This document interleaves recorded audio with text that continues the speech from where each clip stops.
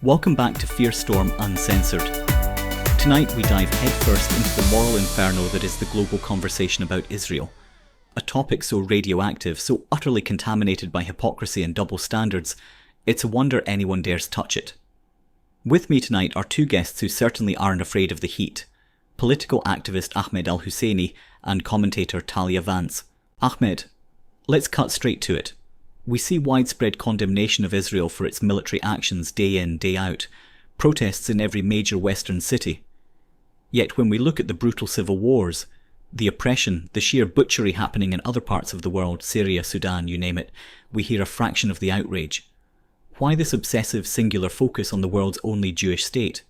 Is it legitimate criticism, or is it something far more sinister? This is a completely disingenuous framing of the issue, Fierce, and you know it.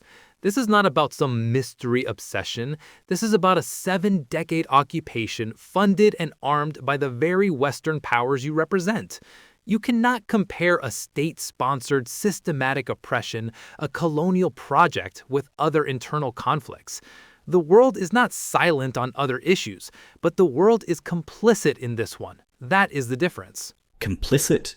So Britain is complicit, America is complicit for supporting a democratic ally surrounded by totalitarian regimes and terrorist groups sworn to its annihilation?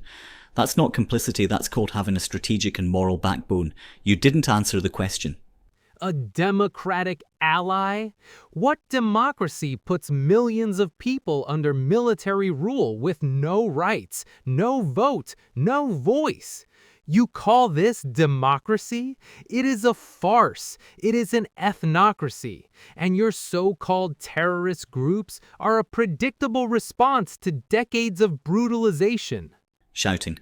Oh, predictable to target civilians in cafes, predictable to fire rockets indiscriminately into cities. Is that the predictable response you're defending, Ahmed? All right. Let's just take a breath for a second. Fierce, with all due respect, your whataboutism is a classic rhetorical trick to avoid the actual issue.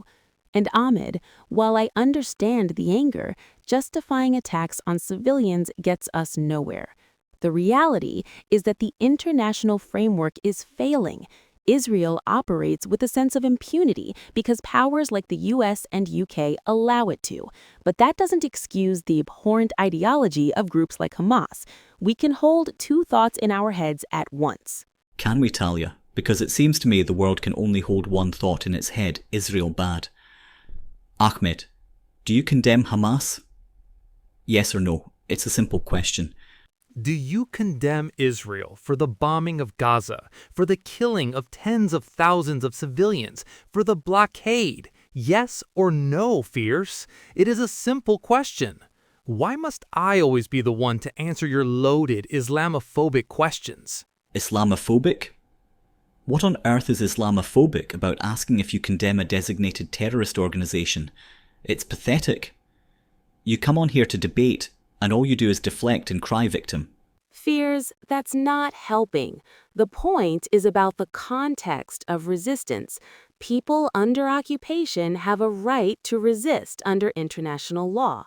The debate is about the methods, but to start the conversation by demanding condemnations from only one side is precisely the bias Ahmed is talking about. The right to resist by slaughtering teenagers at a music festival. Is that in the UN Charter, Talia? I must have missed that subsection. And what about the slaughter of teenagers in refugee camps by fighter jets? Is that in the UN Charter? You talk about one day. I talk about 75 years. You see history as a single news headline. I see it as a story of violent colonial dispossession. Oh, here we go. The colonial narrative. A people returning to their indigenous homeland after 2,000 years of exile is now colonialism. It's a complete inversion of history and language. You spend so much time shouting slogans you've forgotten to read a book. A book? I have lived this. My family is from Hebron. Don't you dare lecture me on history. Your books are written by the colonizer. And my book is called The Truth. For 5 minutes you've been shouting, Ahmed. You accuse Israel of being an occupier, but you seem to have occupied this entire segment without answering a single one of my questions. And you are the king of this colonial empire of noise and propaganda? Chuckles.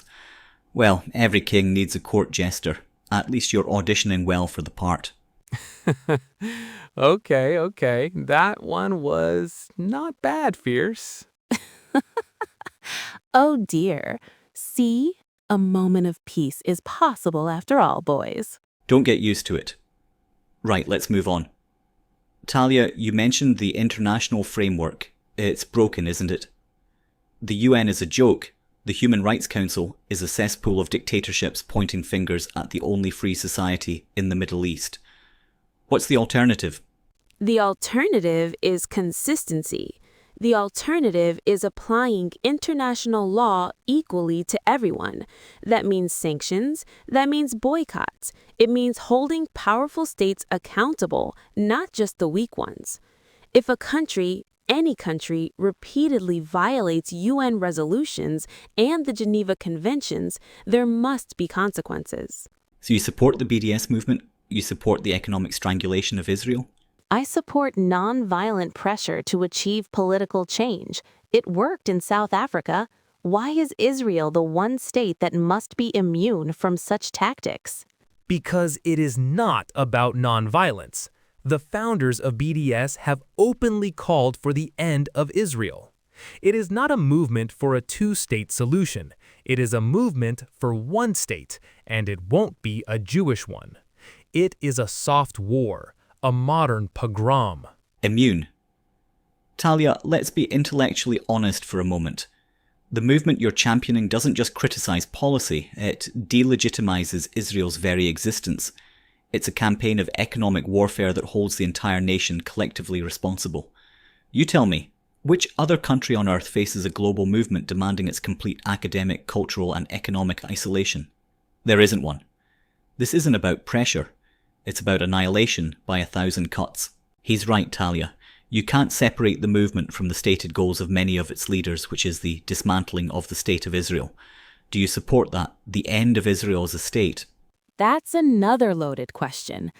I support a just resolution where everyone living there has equal rights, security, and self-determination. If that means one democratic, secular state for all, then so be it. The current model of an ethnic majority ruling over a disenfranchised minority is not sustainable. It's an apartheid system. Scoffs. Apartheid. Another lazy, intellectually bankrupt smear. An Arab judge sits on the Israeli Supreme Court. An Arab party sits in the Knesset. There are Arab doctors, lawyers, professors.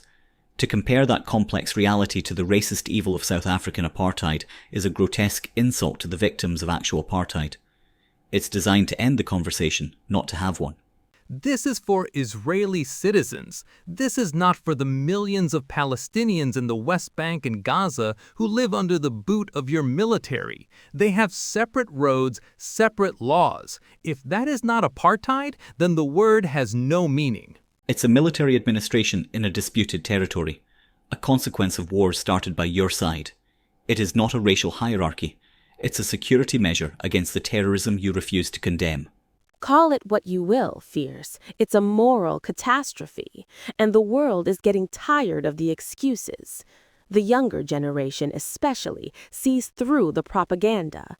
They see a powerful, high-tech nation systematically crushing the aspirations of a people who have nothing. What they see is a carefully curated social media campaign run by activists who wouldn't last 5 minutes in a real war zone. It's a simplistic morality tale for the naive. And on that note of unresolved, intractable rage, we are out of time. My thanks to my very, very vocal guests, Ahmed Al-Husseini and Talia Vance. This is Storm Uncensored. Good night.